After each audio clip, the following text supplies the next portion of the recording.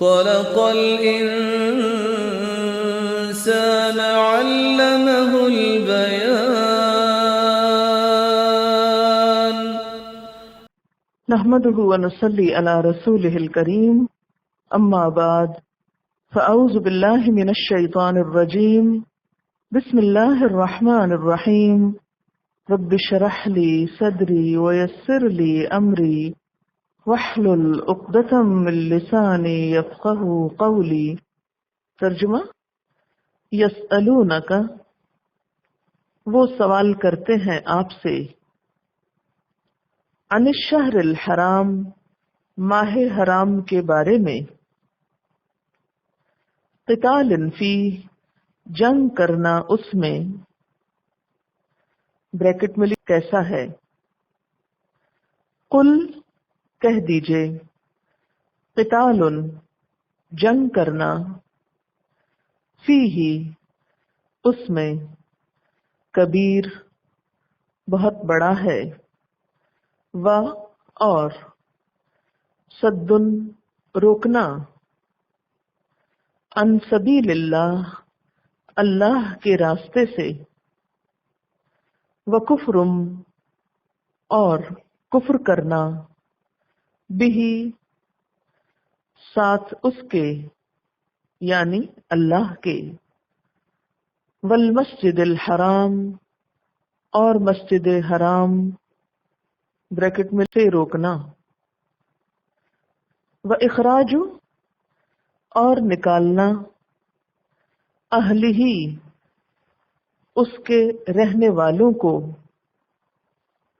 منہ، اس سے، اکبر، زیادہ بڑا ہے، عند اللہ، اللہ کے نزدیک، والفتنۃ، اور فتنہ، اکبر، زیادہ بڑا ہے، من القتل، قتل سے، و، اور، لا یزالون، ہمیشہ رہیں گے، یقاتلونکم، وہ جنگ کرتے رہیں گے تم سے، حتی، یہاں تک کہ، یردوکم، وہ پھیر دیں تم کو، عن دینکم، تمہارے دین سے، ان استطاعوا، اگر وہ استطاعت رکھتے ہوں، ومن، اور جو کوئی، یرتدد، پھر جائے گا، مرتد ہو جائے گا، منکم، تم میں سے، عن دینہ، اپنے دین سے، فیمت، پھر مر جائے گا، وہو، حالانکہ وہ، کافر، کافر ہے، فاولئک، تو یہی لوگ، حبطت، ضائع ہو گئے، اعمالہم، ان کے اعمال، فی الدنیا، دنیا میں، والآخرہ، اور آخرت میں، وَأُولَئِکَ، اور یہی لوگ، اصحاب النار، آگ والے ہیں، آگ کے ساتھی ہیں، ہم، وہ، فیہا، اس میں، خالدون، ہمیشہ رہنے والے ہیں، ان الذین، بے شک وہ لوگ،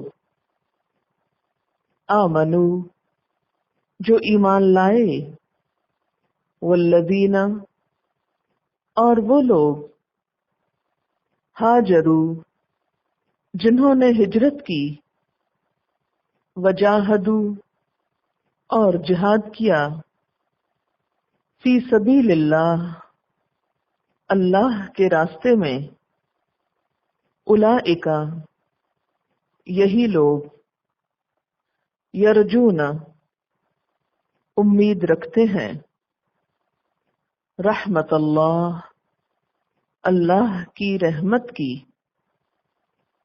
واللہ اور اللہ غفور الرحیم غفور الرحیم ہے۔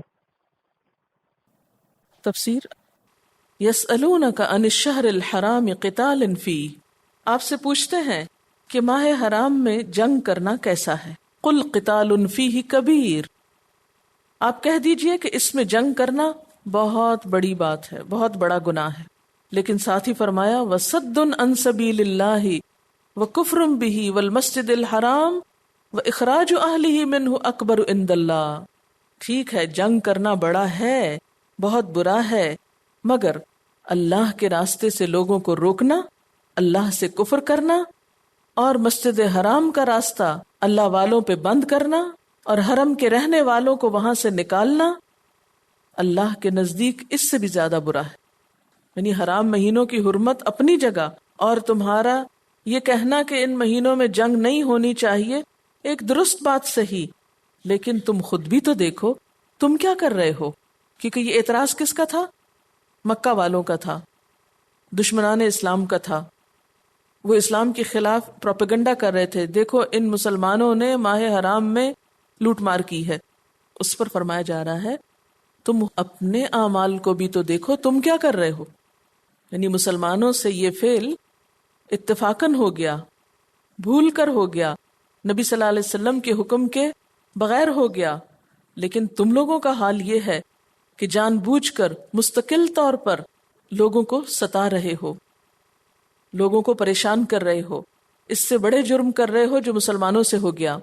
ان کے جرائم کیا تھے؟ صد عن سبیل اللہ، اللہ کے راستے سے روکنا۔ کیسے روکتے تھے وہ؟ مسلمان ہونے سے روک رہے تھے لوگوں کو۔ وکفر بہ، خود بھی اس کا انکار کرتے تھے، خود بھی کافر تھے۔ والمسجد الحرام، اور مسجد حرام کی زیارت سے روکتے تھے۔ آپ کو یاد ہے مسلمانوں کو عمرہ کرنے سے روک دیا گیا تھا۔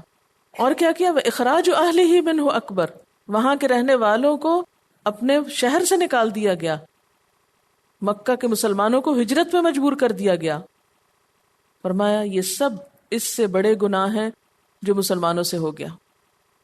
اگرچہ وہ بھی کوئی اچھا کام نہیں ہوا، لیکن تم تو اس سے بھی بڑے بڑے جرائم کر رہے ہو۔ اکبر عند اللہ، اللہ کے نزدیک یہ زیادہ بڑی برائیاں ہیں۔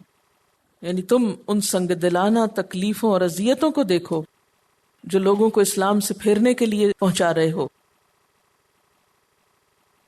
والفتنۃ اکبر من القتل، اور فتنہ تو قتل سے بھی زیادہ بڑا ہے۔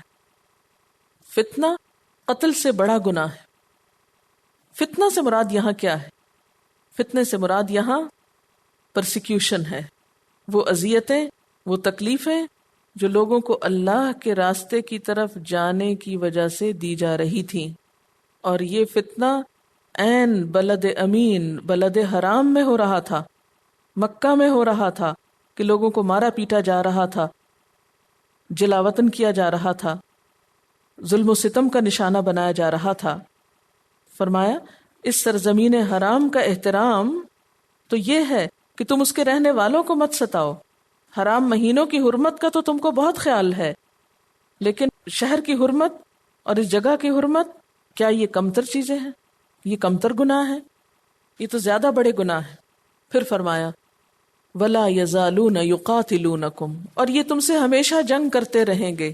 کتنی سچی بات کہی۔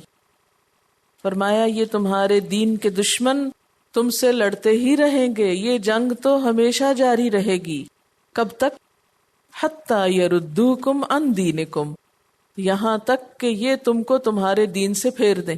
تم اللہ کے راستے کی طرف جانا چاہتے ہو، یہ تمہیں اللہ کے راستے سے روکیں گے، اور یہ جنگ اس وقت تک ہوتی رہے گی جب تک کہ تم دین سے نہ پھر جاؤ۔ ان استطاعوا، اگر ان کی استطاعت میں ہو، اگر یہ کر سکیں تو یہ ایسا ضرور کریں گے۔ گویا یہ اپنی سازشوں اور شرارتوں سے تمہیں مرتد بنانے کی کوششوں میں ہیں، اور اس کے لیے یہ جنگ سے بھی باز نہ آئیں گے، جنگ جاری رکھیں گے۔ اور اگر یہ کوششیں کر رہے ہیں تو کیا تم کوششیں نہ کرو گے؟ اور پھر مسلمانوں کو صاف طور پر بتا دیا گیا وَمَن يَرْتَدِدْ مِنْكُمْ عَنْ دِينِهِ فَيَمُتْ وَهُوَ كَافِرٌ فَأُولَئِكَ حَبِطَتْ أَعْمَالُهُمْ فِي الدُّنْيَا وَالْآخِرَةِ وَأُولَئِكَ أَصْحَابُ النَّارِ هُمْ فِيهَا خَالِدُونَ۔ خوب جان لو، خوب سمجھ لو، تم میں سے جو کوئی اس دین سے پھرے گا اور کفر کی حالت میں جان دے گا، اس کے اعمال دنیا اور آخرت دونوں میں ضائع ہو جائیں گے۔ ایسے سب لوگ جہنم والے ہیں، وہ اس میں ہمیشہ ہمیشہ رہیں گے۔ مسلمانوں کے خلاف یہاں بہت زیادہ ارتداد کی سزا بتائی جا رہی ہے، ویسے مرتد ہونے کی۔ حضرت ابراہیم علیہ السلام کے فالوورز بنتے ہیں اور یرتد اسلام کی بات کرتے ہیں، امن و امان کی بات کرتے ہیں، مطلب ہوتا ہے پھر ان کا اپنا حال۔ مرتد کا لفظ آپ نے سنا ہے کہ ماہ حرام کی حرمت ہی نہیں مرتد۔ تو اس پر مرتد وہ ہوتا ہے جو دین اسلام چھوڑ کر کسی دوسرے دین کو اختیار کر لے، جبکہ وہ عاقل ہو اور یہ تبدیلی بغیر کسی جبر کے ہو، یعنی اپنے ارادے اور اختیار، اپنی مرضی سے وہ اسلام کو چھوڑ کر کسی اور دین کو اختیار کر لے۔ وَمَن يَرْتَدِدْ مِنْكُمْ عَنْ دِينِهِ، جو تم میں سے اپنے دین سے پھر جائے، یعنی اپنی مرضی سے پھر جائے، مسلمان ہو کر پھر کافر ہو، فَيَمُتْ، پھر وہ مر جائے، وَهُوَ كَافِرٌ، اور وہ کافر ہو، یعنی کفر کی حالت میں فوت ہو جائے۔ اور اگر فوت نہ ہو اور زندہ رہے تو اس کا کیا حکم ہے؟ اس کے بارے میں آتا ہے کہ اگر کوئی شخص مرتد ہو جائے تو اس کو اسلام کی طرف واپس آنے کی مہلت دی جائے گی، اس کو کہا جائے گا کہ واپس مسلمان ہو جاؤ۔ ایک گروہ کا خیال ہے کہ 3 دن تک اس کو سمجھایا جائے، اگر وہ واپس آ جائے تو بہتر، ورنہ اسے قتل کر دیا جائے، کیونکہ وہ فتنہ پھیلائے گا نا، وہ اوروں کا بھی راستہ روکے گا۔ نبی صلی اللہ علیہ وسلم نے فرمایا من بدل دینہ فاقتلوہ، جو اپنا دین تبدیل کر لے اس کو قتل کر دو۔ یہ بخاری کی روایت ہے۔ ایک اور حدیث میں آتا ہے 3 طریقوں کے علاوہ کسی مسلمان کا خون حلال نہیں: شادی شدہ زانی، جان کے بدلے جان، اور اپنا دین ترک کر کے جماعت سے جدا ہونے والا۔ جماعت سے مراد یہاں اسلام ہے، مسلمانوں کی جماعت ہے، کوئی خاص سیاسی پارٹی نہیں ہے کہ اگر کوئی ایک سیاسی پارٹی چھوڑ کر دوسری میں چلا جائے تو وہ مرتد ہو گیا۔ اور مرد ہو تو قتل کیا جائے گا، اور عورت ہو تو حبس دوام۔ حبس دوام کیا ہوتا ہے؟ عمر قید۔ عمر قید 7 سال نہیں یا 14 سال نہیں ہے، بلکہ جب تک زندہ ہے۔ لیکن مرتد کی توبہ مقبول ہے، یعنی اگر توبہ کر لے تو گناہ معاف ہو جائے گا۔ تو یہاں پر فرمایا جو کوئی مرتد ہو کر فوت ہو وَهُوَ كَافِرٌ، اور وہ کفر ہی کی حالت میں ہو، فَأُولَئِكَ، تو ایسے لوگ حَبِطَتْ أَعْمَالُهُمْ، ان کے اعمال ضائع ہو گئے۔ کون سے اعمال؟ نیک اعمال۔ اسلام کی حالت میں جو بھی نیکیاں کی تھیں سب ضائع۔ فی الدنیا، دنیا میں، والآخرہ، اور آخرت میں۔ دنیا میں کیا کیا ضائع ہوتا ہے انسان کا؟ نمبر 1 یہ ہے کہ بیوی سے نکاح ختم ہو جاتا ہے فوراً، میراث کا حق ختم ہو جاتا ہے، کیونکہ وہ حدیث میں آتا ہے نا کہ کافر مسلمان کا وارث نہیں بن سکتا۔ اسی طرح اس کو قتل کر دیا جائے گا، اور قتل کے بعد غسل نہیں دیا جائے گا، جنازہ نہیں پڑھا جائے گا، مسلمانوں کے قبرستان میں دفن نہیں کیا جائے گا۔ اس کے اعمال دنیا میں بھی ضائع ہو گئے، نہیں دنیا میں بھی ایک اسلامی حکومت کی جو پروٹیکشن ہے، اس کو جان مال عزت کے دفاع کی، وہ ختم ہو جائے گی، اور آخرت میں تو ظاہر ہے کہ وہ کافر اٹھایا جائے گا۔ وَأُولَئِكَ أَصْحَابُ النَّارِ، اور یہی لوگ آگ والے ہیں، آگ کے اندر رہنے والے ہیں۔ ہم فیہا خالدون، وہ اس میں ہمیشہ ہمیشہ رہیں گے۔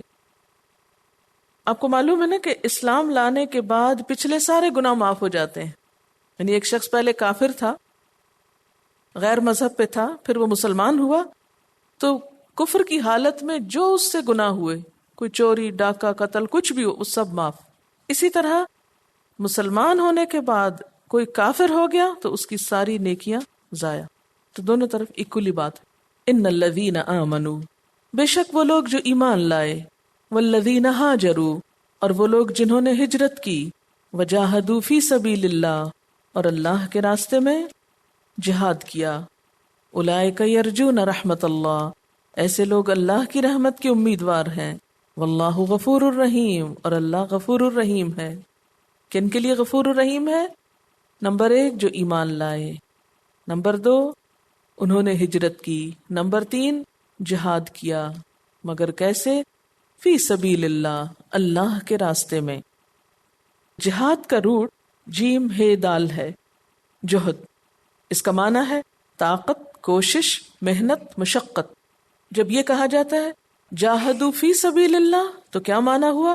اللہ کے راستے میں اپنی طاقت لگائی، کوشش کی، محنت کی، مشقت کی.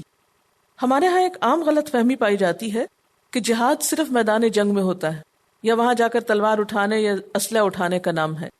اور اس کی بنیادی وجہ یہ ہے کہ جہاد اور قتال میں فرق نہیں کرتے لوگ. اسلام میں جہاد محض قتال کا نام نہیں ہے. جہاد کس سے ہے؟ جہد سے. جہد کا کیا معنی ہے؟ محنت، کوشش، طاقت لگانا. اور قتال کا لفظ ابھی پیچھے آپ پڑھ چکے ہیں، وہ کیا ہے؟ جنگ کرنا. تو اگر یہ دونوں ایک ہی چیز ہوتی تو 2 لفظ کیوں تھے؟ قتال جہاد کا حصہ ہے، لیکن جہاد صرف قتال نہیں. جہاد کی کئی قسمیں ہوتی. جہاد کا جیسے بنیادی معنی ہے جدوجہد کرنا، کوشش کرنا، محنت کرنا. کس چیز میں؟ اللہ کا قرب پانے کے لیے، اللہ کو راضی کرنے کے لیے، اللہ کی طرف جانے کے لیے، اللہ سے جڑنے کے لیے، اللہ کی مرضی کے مطابق زندگی گزارنے کے لیے. اب آپ اللہ کی مرضی کے مطابق جینا چاہتے ہیں. آپ نے ایک سٹرگل شروع کی، کوشش شروع کی. جو ہی کوشش شروع کی، سب سے پہلے تو آپ کا اپنا نفس اندر سے بول اٹھا، یہ تم کدھر چل پڑے، بڑا مشکل ہے. تو آپ اپنے نفس کو سمجھانے کے لیے، اس کی بات نہ ماننے کے لیے طاقت لگائیں گے، کوشش کریں گے. تو یہ کیا ہو جائے گا؟ جہاد بن نفس. نفس کے ساتھ جہاد. نفس کہتا ہے سوئے رہو، نفس کہتا ہے حرام کھا لو، نفس کہتا ہے باتیں کرو. لیکن دوسری طرف کیا ہے کہ آپ کو اللہ کو راضی کرنے کے لیے کبھی نماز پڑھنا ہے، کبھی کسی بیمار کو دیکھنا ہے، کبھی کسی کو کھانا کھلانا ہے، کبھی کچھ کرنا ہے، کبھی قرآن پڑھنا ہے. کئی ایک کام ہے نا، سب سٹرگلز ہیں. اچھا بننے کے لیے جتنی بھی کوششیں وہ سب اس میں آ جاتی. اب آپ دیکھیے کہ جب آپ اپنے آپ کو کھینچتے ہیں، نہیں مجھے کام کرنا ہے، آپ سوئے میں الارم بج رہا ہے، آپ الارم بند نہیں کرتے، خود اٹھ جاتے. تو کیا کیا آپ نے؟ جہاد بن نفس کیا. اسی طرح آپ کا دل چاہ رہا ہے کسی سے باتیں کرنے کو، مگر نماز کا وقت جا رہا ہے، تو آپ کیا کرتے ہیں؟ مزے مزے کی باتیں چھوڑ کر نماز کے لیے اٹھ جاتے ہیں. آپ نے جہاد بن نفس کیا. نبی صلی اللہ علیہ وسلم نے فرمایا المجاہد من جاہد نفسہ، مجاہد وہ ہے جو اپنے نفس کے ساتھ جہاد کرے. اچھا پھر کیا ہوتا ہے؟ آپ کوئی اچھا کام کرنے لگتے تو آپ کے رشتہ دار، آپ کے پیارے، آپ کے دوست، آپ کی فیملی، آپ کا معاشرہ، وہ آپ کو سمجھانے لگتا ہے کیوں اپنے آپ کو ہلاک کر رہے ہو، کیوں اپنے آپ کو اتنی مشقت میں ڈال دیا. کبھی اپنے اندر بھی خیال آتا ہے، کبھی لوگ بہت احساس دلاتے. جہاد ہے ہی مشقت کا نام ہے. اب آپ ان ساری رکاوٹوں کا مقابلہ کرنے کے لیے جو بھی طریقہ اختیار کرتے ہیں، جو بھی کوشش کرتے ہیں، وہ سب جہاد ہے. پھر اسی طرح آپ اس کے لیے کچھ ٹولز استعمال کرتے ہیں، آپ کوئی نہ کوئی پراپر طریقہ اختیار کرتے ہیں. کبھی آپ زبان استعمال کرتے ہیں، جہاد باللسان ہو گیا. کبھی آپ ہاتھ استعمال کرتے ہیں، کبھی آپ لکھ کر جہاد کرتے ہیں. اب جو بہت ساری برائیاں معاشرے میں ہو رہی ہیں، آپ کوئی کتاب لکھتے ہیں، اخبار میں لکھتے ہیں، کچھ بھی کرتے ہیں، جہاد بالقلم ہو گیا. آپ قرآن کی تعلیم کو عام کرتے ہیں، جہاد بالقرآن ہو گیا. جیسے قرآن پاک میں خود حکم ہے وَجَاهِدْهُمْ بِهِ جِهَادًا كَبِيرًا، اور ان کے ساتھ جہاد کرو، اس قرآن کے ساتھ جہاد کبیر، بڑا جہاد.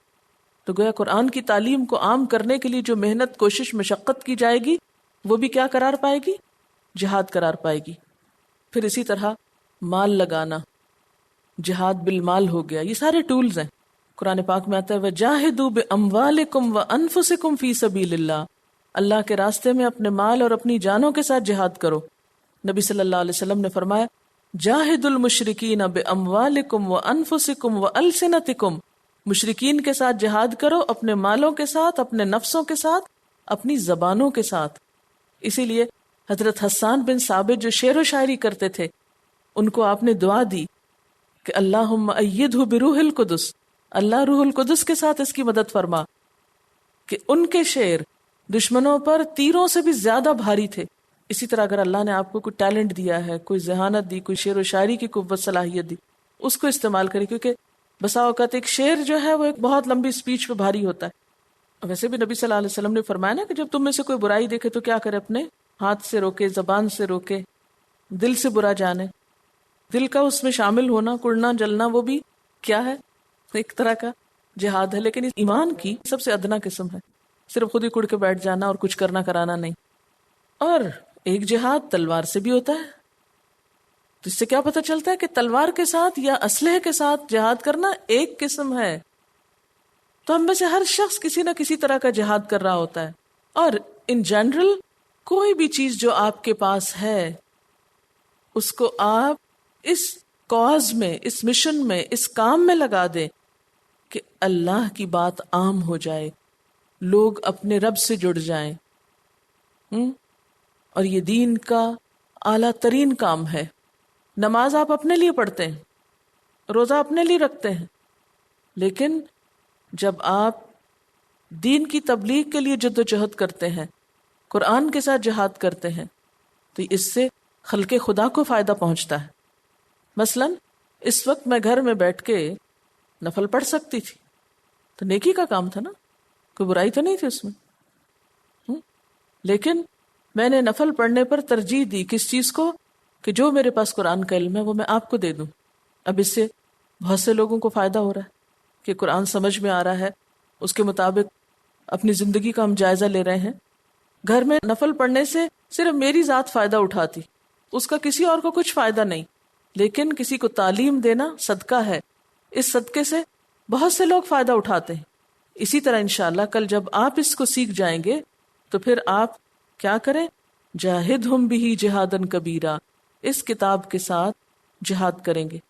کیونکہ بہت سے لوگ آپ کو ایسے ملیں گے جو کہیں گے کہ یہ نفل پڑھ لو اتنے 1000 ثواب ہو جائیں گے، یہ وظیفہ کر لو اس کا اتنا ثواب ہو جائے گا۔ یہ سب تو خود غرضی کی باتیں ہیں، صرف اپنے ہی لیے کرتے چلے جائیں اور لوگوں کو بھول جائیں اور معاشرے میں خرابیوں کو عام ہونے دیں۔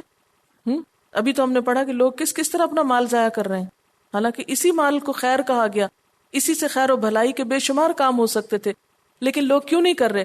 ہمیں کاز سوچنی چاہیے، محض آئیڈینٹیفائی کر کے کام نہیں چلتا۔ اگر ایک ڈاکٹر صرف یہ کہے کہ ہاں جی یہ مریض میں یہ اور یہ اور یہ بیماری اور بس اس کے بعد چپ ہو کے بیٹھ جائے، یہ تو کوئی بات نہ آئی۔ اس کے بعد پھر جد و جہد شروع ہوتی ہے کہ کس طرح اس بیماری کو دور کیا جائے۔ تو ہمیں معاشرے کے ساتھ بہت ہمدردی کے ساتھ ان کی صلاحیتوں کو، ان کے پوٹینشیل کو، ان کے مال کو، ان کی سب چیزوں کو ایک اچھے پروڈکٹیو تعمیری اور ترقی کے کام میں لے جانا ہے، جس سے دنیا کا بھی فائدہ ہو اور جس سے آخرت کا بھی فائدہ ہو، کہ لوگ اپنے آپ کو ضائع کرنے کی بجائے، اپنی صلاحیتوں کو ضائع کرنے کی بجائے اچھے کام میں لگائیں۔ اس کے لیے کوئی بھی کوشش جو آپ کریں گے، یہ سب کیا ہوگا؟ جہاد ہوگا۔ تو سمجھ میں آ گیا جہاد کا معنی؟ اب اس کے بعد تو مشکل نہیں کریں گے آپ، جہاد اور قتال کو اکٹھا نہیں، گڑبڑ نہیں کریں گے، اوکے؟ کیونکہ بہت سے لوگوں کو اس میں بہت کنفیوژن ہوتا ہے۔ نان مسلمز جہاد کے خلاف کتنا پروپیگنڈا کرتے ہیں، آپ نے دیکھا ہوگا کہ میڈیا میں جہاد کے خلاف کتنا پروپیگنڈا کیا جاتا ہے، کیونکہ خود مسلمانوں نے جہاد کا ایک بہت ہی محدود سا کانسیپٹ دیا ہے۔ پھر یاد رکھیے، جاہدوا فی سبیل اللہ، جہاد کرو اللہ کے راستے میں۔ ہم نے اگر اپنا مال لگانا یا وقت لگانا ہے یا ایفرٹ لگانی کوشش کرنی ہے تو کچھ شہرت پانے کے لیے نہیں، لوگوں سے فائدہ اٹھانے کے لیے نہیں، دنیا کمانے کے لیے نہیں، بلکہ کس لیے؟ اللہ راضی ہو جائے۔ اس پر وہ پھر حدیث سناؤں گی جو پہلے بھی سنائی، کہ ایک شخص نے نبی صلی اللہ علیہ وسلم کی خدمت میں حاضر ہو کر پوچھا، یا رسول اللہ صلی اللہ علیہ وسلم، جو شخص مالی فائدے یا ناموری کے لیے جنگ کرتا ہے اسے کیا ملے گا؟ آپ نے فرمایا کچھ نہیں ملے گا۔ اس نے کئی بار یہ سوال دہرایا، آپ نے فرمایا کچھ نہیں ملے گا۔ آپ نے فرمایا اللہ تعالیٰ کوئی عمل اس وقت تک قبول نہیں کرتا جب تک وہ خاص اس کی خوشنودی اور رضا کے لیے نہ کیا جائے۔ ہم سب بھی یہاں جو آتے ہیں اور مشقت کرتے ہیں، یہ بھی ایک نوعیت کا جہاد ہی ہے. لیکن اگر اس میں ہماری نیت کچھ بھی اور ہے اللہ کی رضا کے سوا، تو پھر وہ کچھ اور ہی ہے، وہ جہاد نہیں ہے. تو اب آپ خود سوچ سکتے ہیں کہ آپ کیا کرنا چاہتے ہیں. علم حاصل کرنا بھی کیا ہے؟ ایک طرح سے جہاد ہے. وآخر دعوانا ان الحمد للہ رب العالمین. سبحانک اللہم وبحمدک نشہد ان لا الہ الا انت استغفرک واتوب الیک. والسلام علیکم ورحمۃ اللہ وبرکاتہ.